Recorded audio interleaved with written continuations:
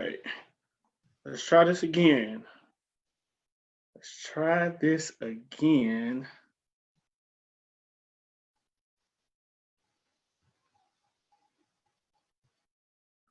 All right, guys, I'm so sorry. Don't know what happened there, but we got kicked off some kind of way. Um, I think we're good now. Okay, yeah, we should be good now, Sherman. I think. It's telling me that we're live. Um, hey, Summer, hey, Montez, hey, guys, thank you so much for joining in. I apologize. We're going to give y'all a couple of seconds to get back on, having a few technical difficulties, but let us know you guys can hear us loud and clear. If you can, give us a thumbs up. Let us know you can hear us. And go ahead and share this video. Go ahead and share this video. Today, we're going to be talking about leveraging corporate America to build wealth. I know so often we talk about wealth building, we talk about generational wealth. And if you're not in entrepreneurship, if you're not running your own business, if you're not doing all these things, sometimes it can feel as though, everybody's just like bashing the 9-to-5ers or saying, hey, the 9-to-5 has no place here. You can't, we want to talk about how to leverage corporate America to go about building your dreams. One of the things that I've done, one of the things that Sherman has done, is that we've both been able to leverage corporate America to get to where we are today. And so today we want to talk about that. We want to talk about that, and we want to hear from you.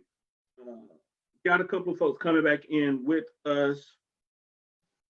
Sherman, feel free to share some stuff. I'm going to share this to a couple more pages like I did earlier and try not to disconnect us this time. So, yeah, guys, and just kind of like Gervais was saying, we just wanted to come and share some insight and learn from you all as well. So we know that iron sharpens iron. So we really want to focus on how we can take full advantage of whatever situation, whatever position that we're in, so that we can better position ourselves, let it be a launching pad to help take us to the place that we want to go. Whether you want to stay in corporate America, if you want to go into entrepreneurship, or if you want to do a combination of both. And so there are several different routes, and we just want to come with you and just, everybody have different routes, but just kind of shed some light on, if you're looking to make that jump, or if you're looking to add on an entrepreneurial, I guess, side piece to the main job or main corporate position, a good route to do it, and some advice on some of the things that we've experienced. Awesome. Well, Sherman, we got a couple of people on, and we want to be super respectful of everybody's time. And those of you that are on with us, again, thank you so much. Please share this video. And those of you that are watching the replay, share it as well. And comment your questions. We'll come back and watch some of this stuff as we start having the conversation. But we also want to hear from you guys. So if you guys are in corporate America right now, and your goal is to transition someday and be an entrepreneur, if, like Sherman said, if your goal is to do both, to be a part of corporate America and do some things entrepreneurially, like if you plan to stay in corporate America, if you say, hey, I want to try to make this thing work on this corporate ladder, chime in. Let us know where you are. Let us know what stage you're in. Let us know what your goals are. So chime in the comments so that we can know, so we can speak directly to you. Sherman, you mentioned something as you talked about those different dynamics, and share a little bit of your story, your pathway, how you transitioned from corporate America to where you are now. Yeah, so just a little bit, just real quick background. So working in corporate America, a total of 10 years before fully transitioning into, I guess, just 100% entrepreneur or just independent contractor, business owner. And so one of the things that I always just tried to get the most out of whatever position I was in. And so if you're in a current position, you have to ask yourself, okay, how can I benefit? How can you look at the big picture? What can I learn right now that's going to help me for tomorrow? Most corporations, they're going to get the most out of you. They're going to get the most out of you. They want to pull the most out of you. They want to work you hard, which is understandable because they have goals and they have desires that they're trying to reach. and you're a part of that plan. But at the same time, there are some things that you can be pulling from that corporation, and there's so many different benefits that you can be pulling from that corporation. Like I say, if your mindset is in the right place. And so I always, I'm thankful that I had a positive mindset and didn't really buy into the negativity. And no matter what position I was in, from washing cars at Enterprise in a suit to different things, just see how you can gain from it, how you can grow from it, and always be in a place of humility and being able to learn and being able to take advice from others. And so just a little bit about that. So I worked at Enterprise Holdings for a total of 5 years. And then this next 5 years worked in some form of, as far as finance. So like finance in the automotive industry, and also in corporate sales or account management with automated data processing.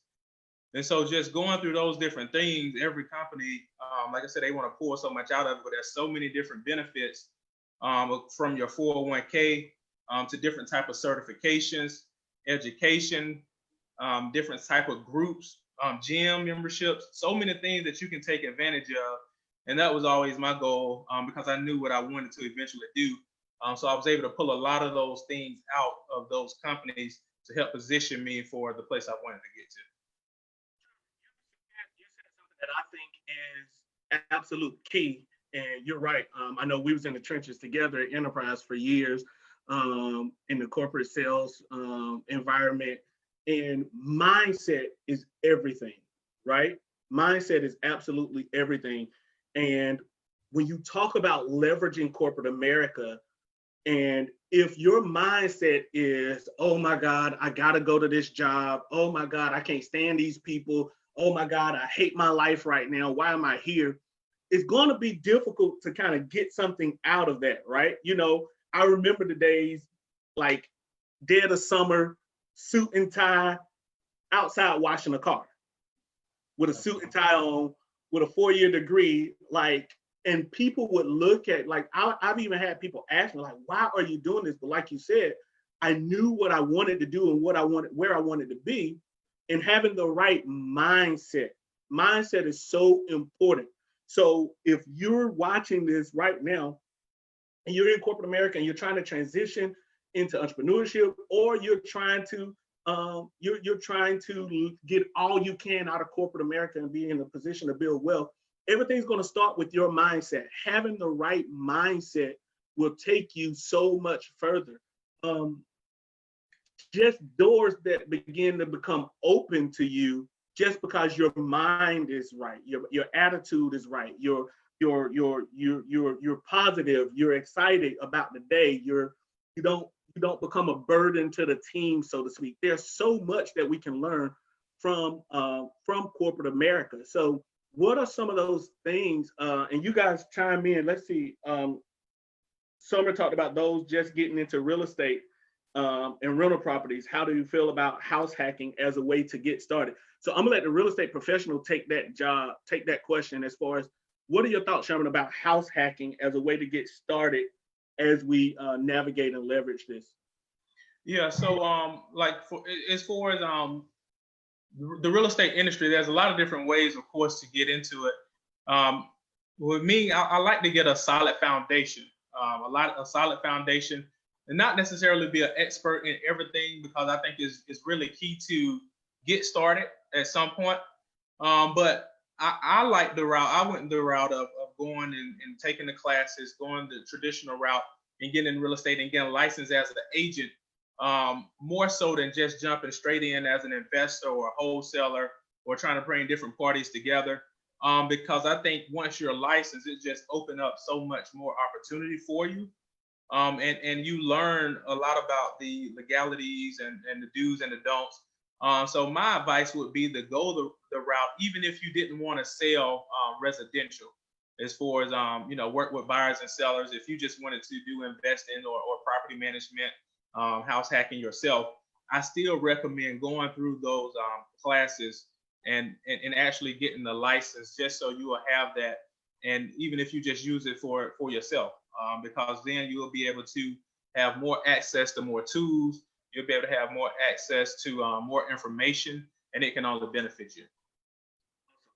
So, Montez, I see your question talking about what house hacking is. And so, house hacking is really just, when you think about the term hacking in general, you're really trying to figure out a different way to do something to get maximum productivity or production out of it.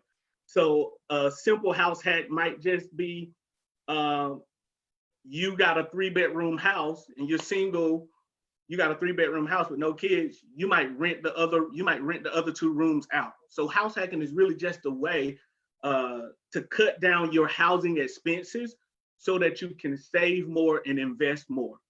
In Summer, I'm not the real estate professional. So as far as the real estate professional, like Sherman is giving some great information, but I do think house hacking is a great alternative and a great opportunity for anyone who's in a position to do so. If you're in a position to, anytime you can save money, anytime you can cut your expenses, save money, or increase your cash flow, it's going to help you as you position yourself and get ready for entrepreneurship. So if real estate is something that you want to get into, and you're in a corporate setting or whatever your job is, your 9 to 5 right now, you're already living, you already got your lifestyle kind of, you're footing those bills already. If you can house hack, that's just going to put more money in your pocket every month. And so I definitely think house hacking is a great alternative for anyone who's in a position to do it. Who's in a position to do that. So yeah, I think that's a great way to get started in investing or just saving money in general, saving and making money in general. All right.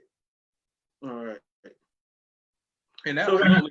And also, as far as that goes, just a little bit more on that. There's several programs and opportunities for individuals. If you're looking for multi-unit properties, that's a great way to have a property. If you small family or single, to buy a property that you actually wouldn't mind living in and rent out the other 2 or 3 units, because the type of financing that you can get for that, if you're actually going to live there, would be a lot more favorable as far as the upfront money goes, rather than doing a regular investment loan. And so, if we have any, like I say, young individuals on the call, single right now, I definitely would highly recommend that. Let your first purchase be a multi-unit, a duplex, triplex, quadruplex, and you live in 1 unit and rent out the other units. And then that way you still have a lot of cash on hand and you're not having to put down the 20% that traditionally, 15, 20% traditionally you may have to put down if you were doing an investment property. Someone was just talking about that, just saying, hey, you've been thinking about doing that, buying a duplex thing and want to rent the other. So yeah, Summer, there you have it. Great idea. Definitely look into that. In a real practical way, I think a couple of things that I believe are vital that we can learn from corporate America, because so many people want to be business owners. So if you're watching this and you want to be a business owner, whether it's real estate, whether it's some type of sales, whether it's catering, type ownership in the comments for us. Type ownership in the comments. These comments are going faster than I'm reading. Montez says, trying to buy more properties, but don't always want to put up 20% down. Are there any alternatives? Montez, this is a great question, and Marcus Robinson is, of course, the Robinson Coaches real estate investor guru, and so definitely reach out to him and talk with him. But I literally just had this conversation today with a young lady, and you're talking about not wanting to always put that 20% down. Are there any alternatives? I think that there are plenty of alternatives. I believe with everything in me right now, especially in the season that we're in right now, I'm encouraging as many people as I can to partner, build relationships, build partnerships, build partnerships. Like your dollar is going to go so much further when you have the right connections and the right partnerships. And whether you realize it or not, there are people out here who have the money, who got the money ready to go, ready to invest, ready to get something done, but they're so nervous about going at it alone. This past week, I've had conversations with at least 3 people who have money, I mean, hard cold cash that they're ready to do some investing with. And they're maxing out the 401ks, they're maxing out the IRAs or the Roths, and they're doing all this stuff. And they're saying, hey, JB, what are some other alternatives that I can do? And this week alone, I've connected 3 people with real estate investors to say, hey, partner with this guy. They are doing great. You got cash. Come in, get this partnership, do a deal together. So that's one way, Montez, that I think makes a lot of sense, is just really being intentional with partnerships.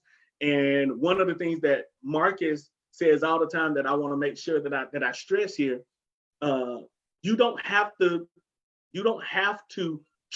quote unquote have all this trust for this person if we can make a legal agreement, like get attorneys involved, set up a contract, and go into partnerships. You can do so much more together than you ever could apart. Sharman, any other alternatives that you can think of right off the top of your head?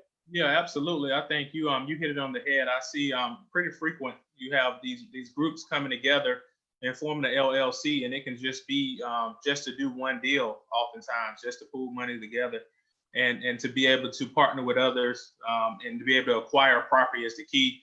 It's really big during this time, as property, especially in our area in the South.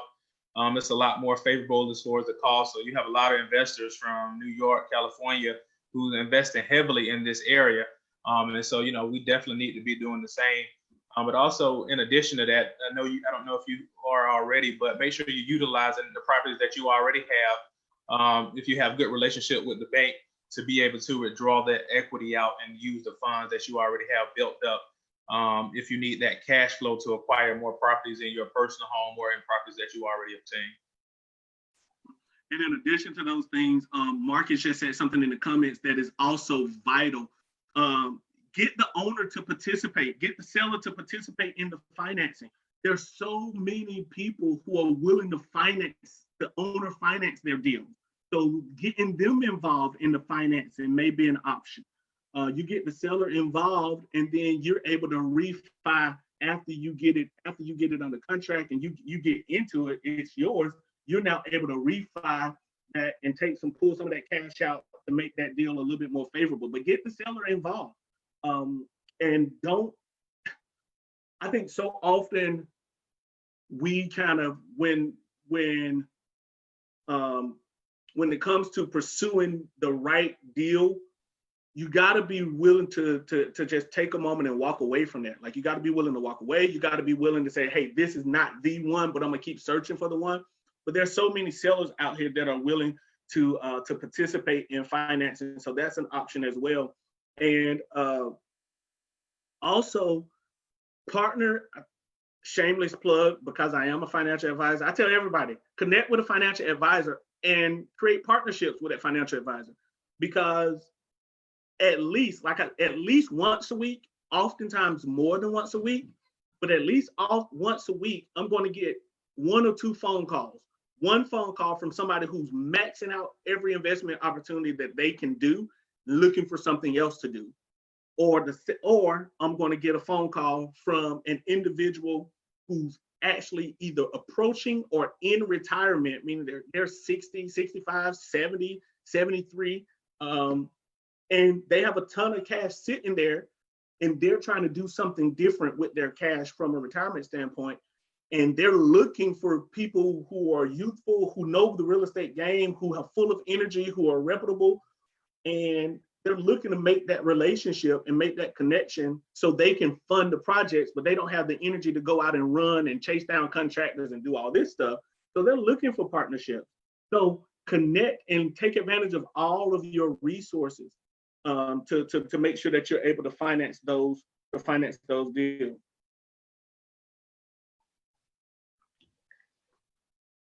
That is a good question. I'm gonna, Montez, I'm gonna shoot Sherman this question. Sherman, Montez says, how can we get the seller involved if it's being listed with a company?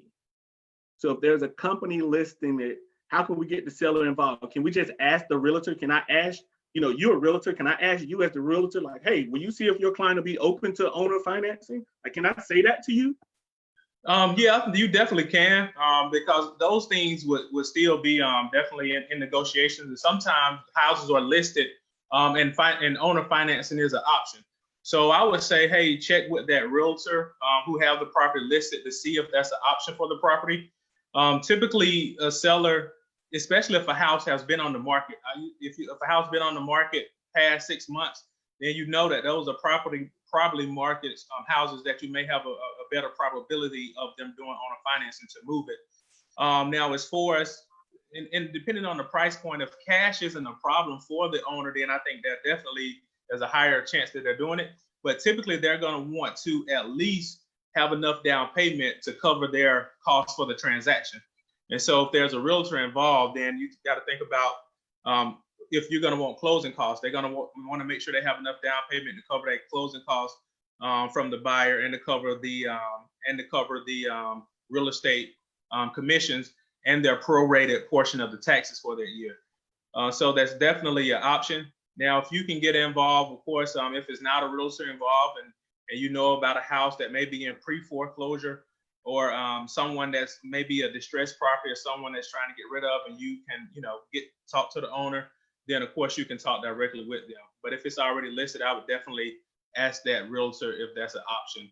And it may be a situation where, hey, instead of 20% down, you putting 10% down, if that. So.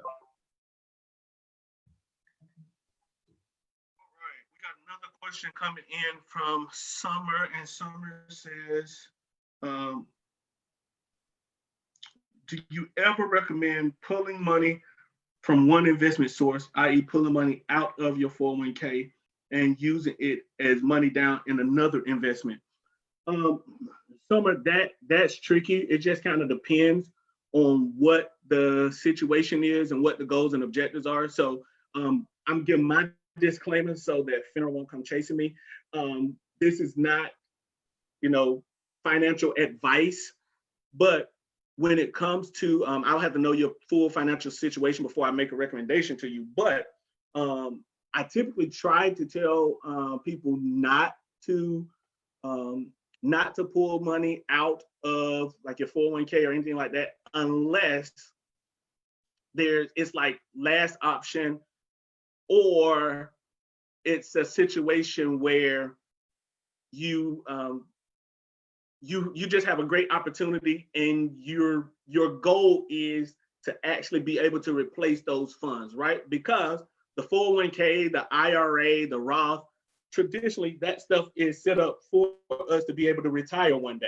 So if I take all my money out that I'm supposed to retire with and go out and buy a car or buy some shoes or something like that, then retirement is going to be difficult. But if you're leveraging that account, if you're leveraging that money to go out and do some other investing that makes sense, and that's a good opportunity, and you've calculated the cost and the risk, I don't see anything wrong with that. But that's going to be by a case-by-case, on a case-by-case scenario. I will say this: I do believe that we have to start being more intentional about how we plan for retirement. I am a huge fan of cash flow, access to cash flow. And if you want to take advantage of an opportunity, if all of my money is locked up until I'm 60 years old, then you're going to miss out on some opportunities. So I don't believe that everybody should have all of their retirement money locked up until age 60.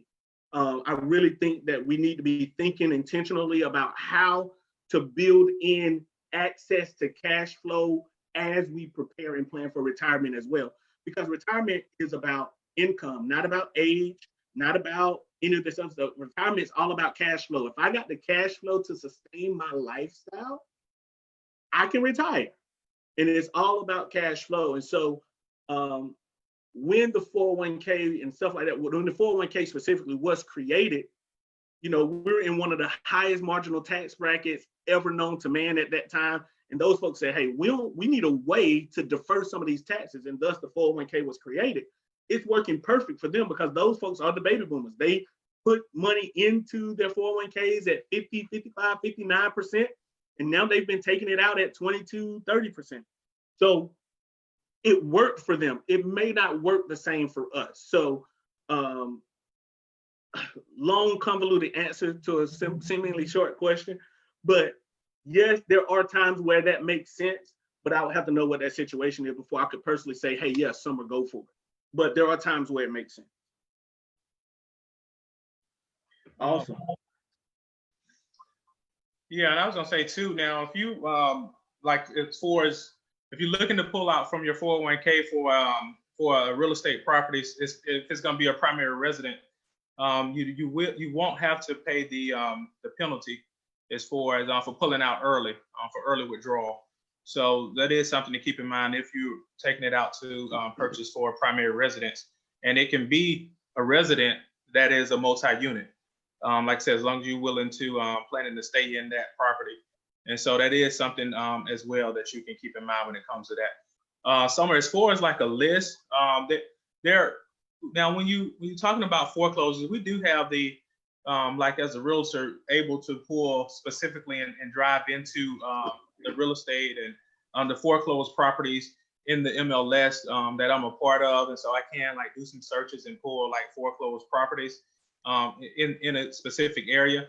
But then also there's some sites that even if you search specifically, so if you're looking for properties that are maybe headed towards a foreclosure but not foreclosed on yet, even if you're looking on a Zillow or Trulia, and if you search specifically for pre-foreclosures, these are homes that are not foreclosed on yet, but these are typically homes that the value, don't get caught up in the value and the price because they're not for sale that's listed online. For those are typically inaccurate, but these are typically properties that the individual may be behind and it's headed toward a foreclosure, but they still have time to get caught up.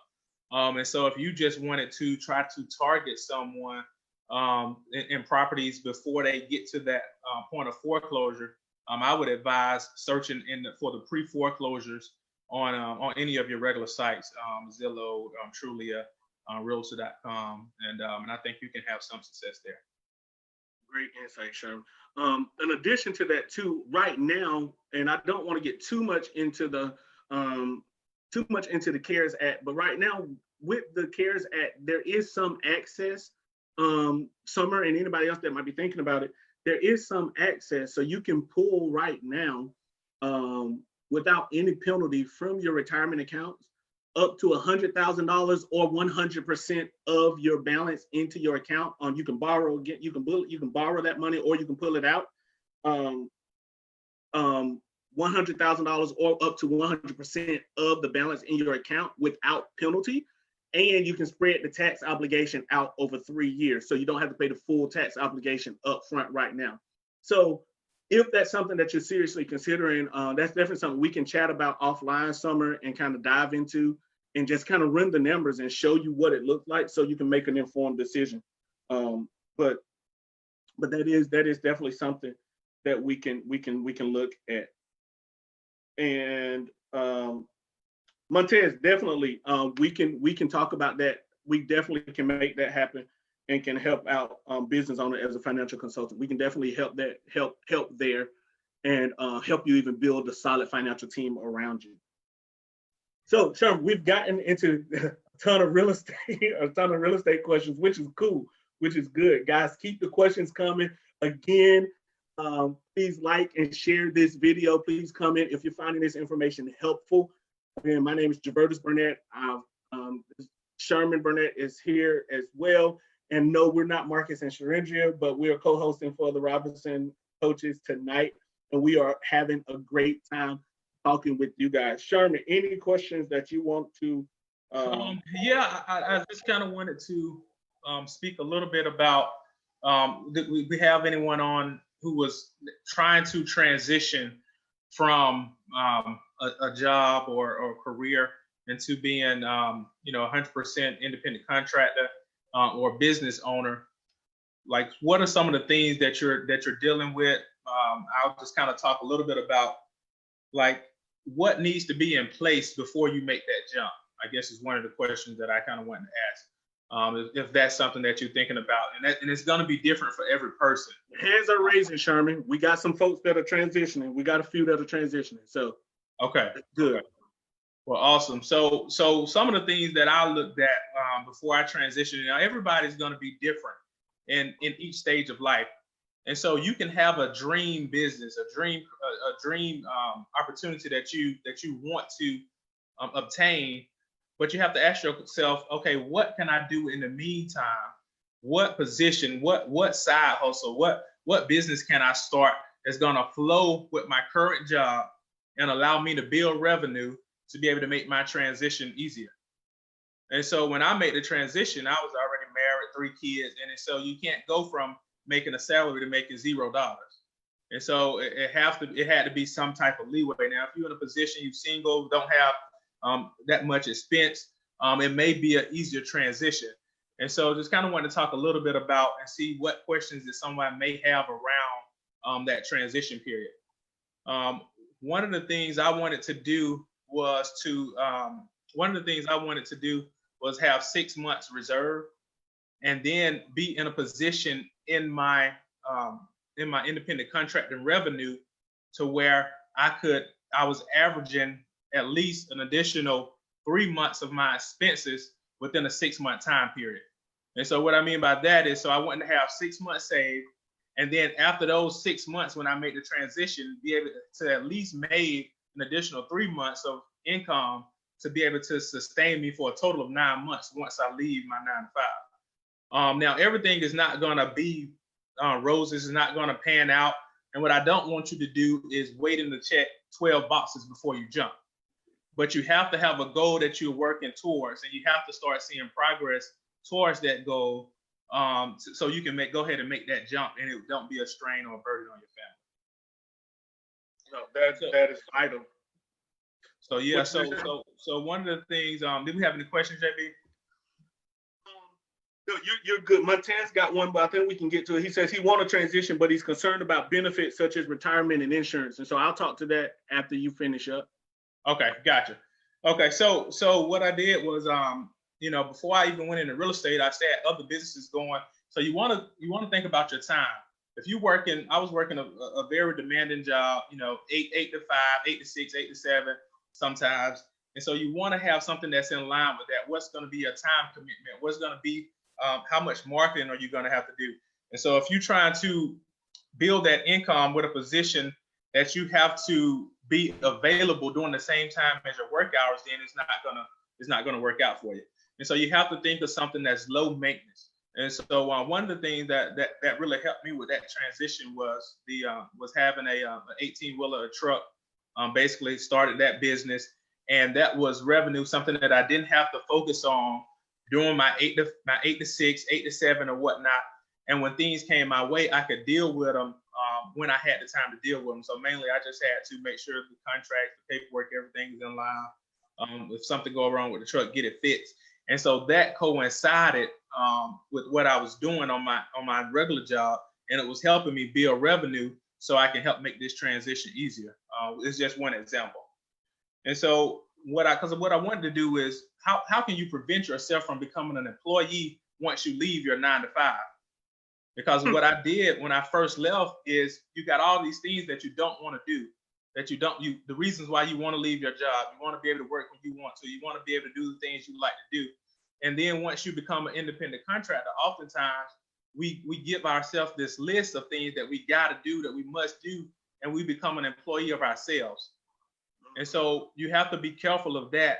And you have to be able to, one of the keys is to be able to know your hourly rate as an independent contractor. Because you'll find yourself doing all these different jobs, and then initially you have to, but at some point you're going to have to transition from doing a job that pays $8 an hour, and you got to be able to tell yourself that's not my job. And so those are some of the keys that kind of helped me transition. But then even after the transition, I was still treating myself like an employee because the systems and the processes weren't in place.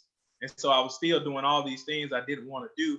And so I would really work hard on your system, your processes prior to transitioning. So when you transition, everything will be in place. So when you bring on someone else, they're not trying to figure it out. You can just hand them the manual. Oh, that's so good, man, because I think it takes me back to the cash flow quadrant, right? And I think many of you have seen the cash flow quadrant. You know, you got the Robert Kiyosaki, we got employer, self-employed, business, investor, and so often we set out to leave and transition from corporate America to start a business, but we end up leaving corporate America and starting a job, right? We end up leaving corporate America, leaving from being employed to becoming self-employed, and we don't have the systems and the business structure in place to really run and function as a business. So what you're saying, Sherman, is absolutely vital. It's vital that we put those systems in place and that we get to the point. I know it can be nerve-wracking when you step out and start that business. And to Sherman's point, in the beginning, we do have to do everything. In the beginning, being in the financial service industry, 5 years ago when I started out, I was the underwriting specialist, I was the phone specialist, I was the life insurance specialist, I was the investment specialist, I was the chief data entry personnel. Like I did all of that. And like now I'm moving to a place where I'm able to do what I love doing, which is just sit in front of people, sit in front of clients. Like I can't tell you the last time I actually written an application. Like the last time I actually sat down and took information to put into an application for somebody. Like I'm moving away from that stuff. And if I do have to do it, it's a one-off here and there, but it's not consuming my time. I'm not on the phone with underwriters all day. Like I got people in place now to do that, but I had to be willing to kind of to do a self-inventory, right? I had to do a self-inventory, like what do I do to make money? And if you're an entrepreneur and if you're thinking about transitioning from corporate America into entrepreneurship, you have to know without a shadow of a doubt, and you have to know confidently what are your income generating activities. Business owners spend their time doing income generating activities. You know, if you think about that job that you're on, when you're on that job, you don't take company time and tend to your personal emails. You don't take company time and go hang out with your girlfriends or hang out with your homeboys. You don't take company time and go do stuff that's not benefiting the bottom line of the company. And so if you're going to transition and start your own business, you need to treat your time the same way. You need to focus in your energy and your efforts on income generating productivity. And anything that's not income producing, you need to figure out one or two things. You either need to figure out a way to outsource it and get somebody else to do it, or you need to figure out a way to do it in what I like to call non-income generating hours. So for me, in the beginning, that meant posting and planning, right? Before I set out to see clients in the mornings or after I've seen my last client, that's when I do all the stuff that doesn't make me any money. That's when I do all the stuff that I don't necessarily love to do, but has to be done. So if you're going to make that transition, you have to be structured and organized, and you have to focus in that I'm going to be doing income generating activities during income generating hours, and I'm going to do all the non-income generating activities either prior to that or after that. And I'm going to manage my calendar and my time very, very well, which is something that you can learn how to do while you're at that job. Instead of going and complaining about that job every day, become really, really efficient. Learn how to manage your time well, learn how to communicate well, learn how to execute so that when you do go off on your own, you can make that transition smoothly. I want to get to a couple of questions, but Sherman, while I'm going backwards through this, you got anything else to add while I look for these questions? I know there was a couple that came. Yeah, definitely. So I know you was talking about, doing those activities, doing income generating hours. And so basically it boils down to everything doesn't matter equally. And you don't have to be an expert. Don't try to be an expert at everything. Because if you try to be an expert at everything, then you'll be a master of none. And so really try to specify on a certain area, hone in on a certain area, And like JB was saying, really outsource, delegate, because if you're trying to be the specialist in 5, 6, 7 different businesses, you're going to really get drained. You really people will be confused. You won't have a brand, you won't have an identity as to what you do. And so because a lot of times people don't take entrepreneurs seriously, or independent contractors seriously, because they see so many mixed messages, and they'll see, one day, okay, you're doing this, you're doing that, you're doing this, and not saying don't be involved in a lot of different things, and not trying to I'm all about working with others, and if you have other people who specialize in something, and you coming along with them, that's great. But I really don't recommend then you being the face of 6 or 7 different businesses or things that you own, because it can be confusing for your audience and for your customers and clients. It's really, really good, Sherman.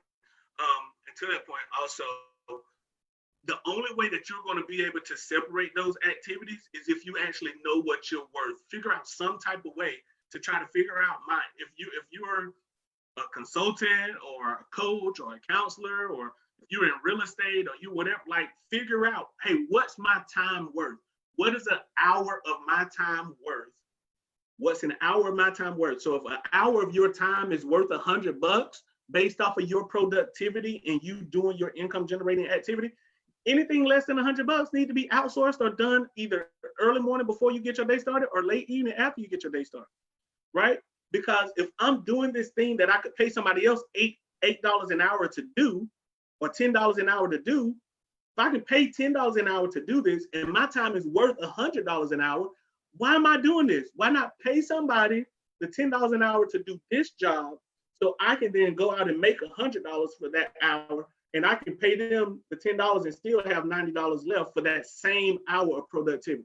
So be intentional to do those things. Let's get to some of these questions. So back up, Montez says, I want to transition, but I'm concerned about benefits such as retirement and insurance. Montez, let's talk. Don't be concerned about that stuff. That's an easy fix. Let's have the conversation. The biggest thing that I try to challenge entrepreneurs, people making this transition to do, sit down with someone, even if it's not me. I would prefer it to be me, of course. But even if it's not me, sit down with a financial professional and create your own portable benefits package. Now, I recommend everybody has their own portable benefit package. What do I mean by that? Have your own life insurance, long-term disability, and retirement vehicle outside of your job. So when you get ready to transition, it's a smooth transition and you're not concerned, you're not scared, you're not afraid of that.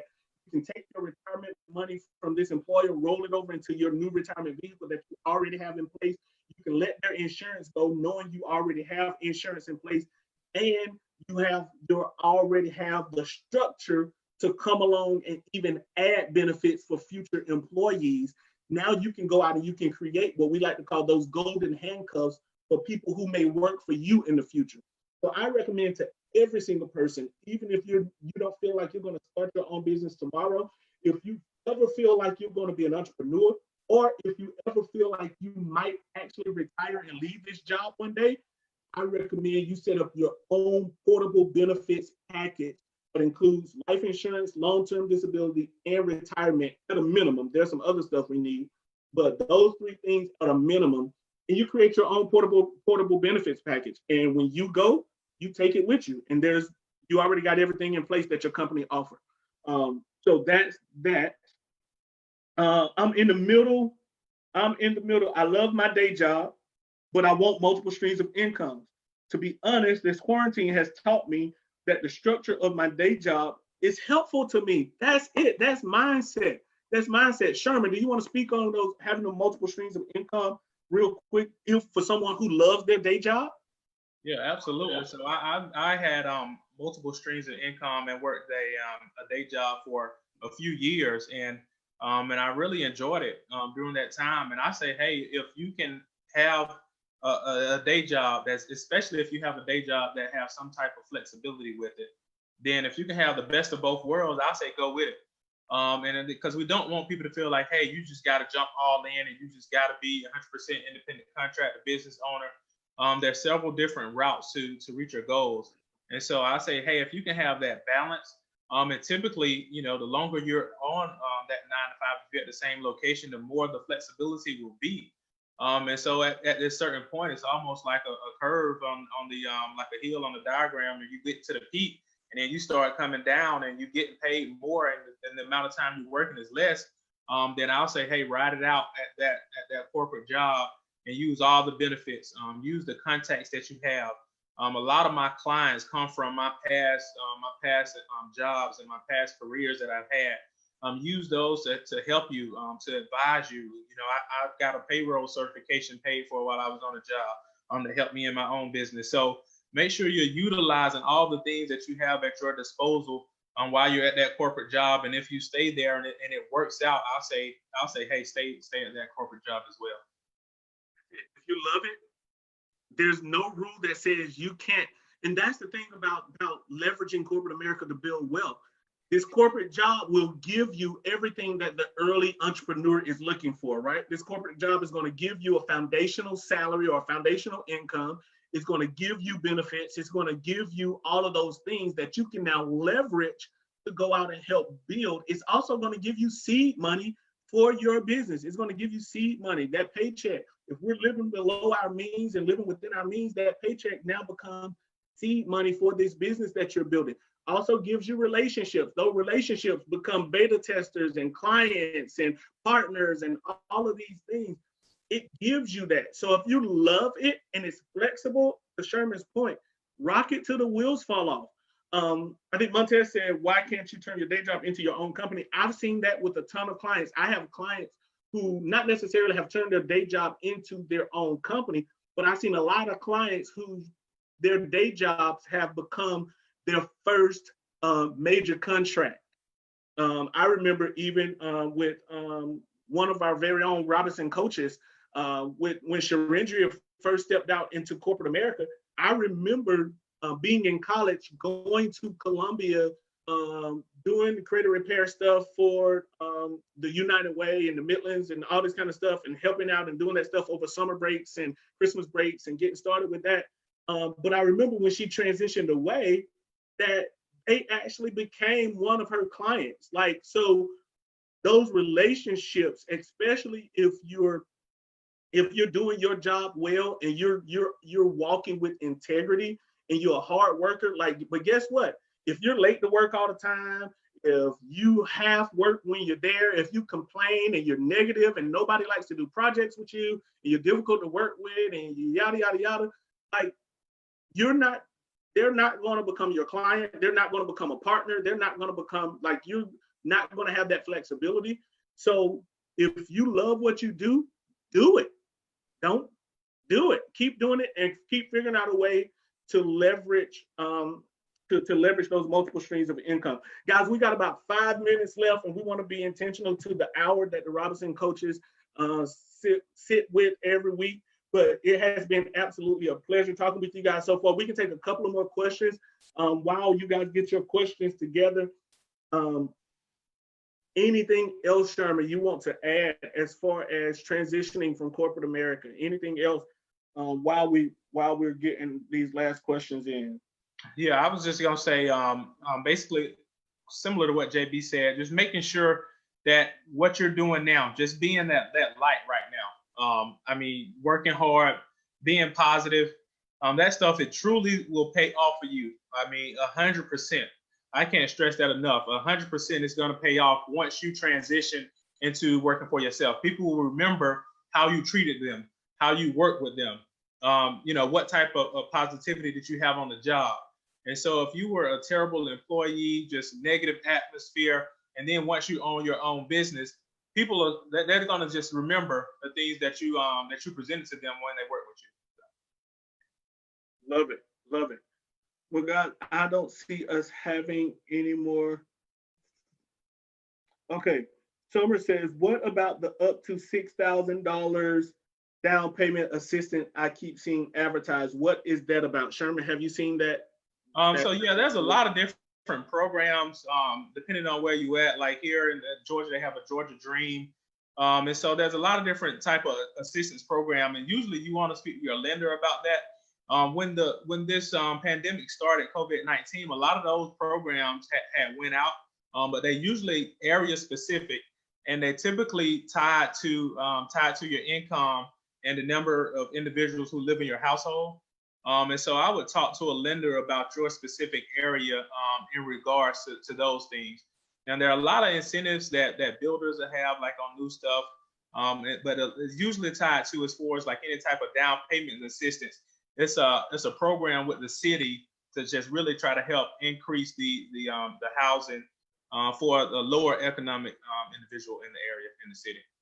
And then I also saw you mention short sale. So short sale and pre-foreclosures are a little different. So the short sale will be in a situation in which you'll have an individual who is selling their home, but the proceeds from the sale will not be enough to cover the mortgage that they have left and the expenses from the sale. And so typically with a short sale, if you put an offer on it, you typically may have to wait an extended period of time because there's a third party lender who will have to sign off on it and approve the sale because they know they're not going to be fully paid off. But those can be great deals as well. But pre-foreclosures, they may not necessarily be a short sale, but a short sale, basically you're upside down on your house. Guys, thank you guys so much for tuning in to another week of Faith, Family, and Finances. It is 9:57, and we want to make sure that we get you guys off. We will take another question, one more question, if anybody got one before we sign off. While we're here, I want to take some time out to encourage each of you to tune in to the Black Wealth Summit's live video every Tuesday and Saturday at 11 a.m. This week on Tuesday, my business partner and colleague, Broderick Young, CFP, CHS, CLU, all of these different designations is going to be on. We're going to be talking about investing. So we're going to talk about everything stock market, stocks, bonds, mutual funds, real estate investing, traditional investing, anything dealing with the markets. We're going to be talking about it Tuesday at 11 a.m. You can go to my Facebook page. You can go to if you haven't gone to or like Reveal Wealth already, you can go to the Reveal Wealth page and like it and follow us there. And on Saturday at 11 a.m., we're going to be talking about building and creating your own family bank. So building and creating your own family bank, learning how to leave a legacy and leave an inheritance, how to build wealth and leave a legacy. And so we would love for you guys to tune in with us on Tuesday at 11 a.m. and Saturday at 11 a.m. We did not have any other questions come in. Sherman, any final words for the good people? No, I guess, yes, I'll just say relationship. I had somebody on the watch party come in and put how to generate business. It's really all about the relationship and coming from contribution. If I can sum it up, really coming from contribution, seeing how you can help somebody else in their personal life or their business, and I promise you, your business will grow. That is a great statement. If you're talking about drumming up business, one of the things that I've heard and I've adopted as my own personal phrase is that if I help enough people get what they want, I'll eventually end up with everything that I need. And so really having an others focus, not being, not letting income and commission drive you in a negative way. It needs to be a driver. It needs to be a driver because we all want profits. We all want to make money, but not letting it drive you in a negative way, really seeking to solve a problem. If you can help people solve problems, your business is going to be successful, hands down, bar none. Help people solve problems and do it with a good attitude and with integrity and upstanding character, and you're going to thrive. All right, guys. Well, it is 10 o'clock. We are about to jump off, but thank you so much. On behalf of the Robinson coaches, Marcus and Sharingia, I'm Javertis Burnett here with Sherman Burnett, and we will chat with you guys next time. All right. Have a good one, guys.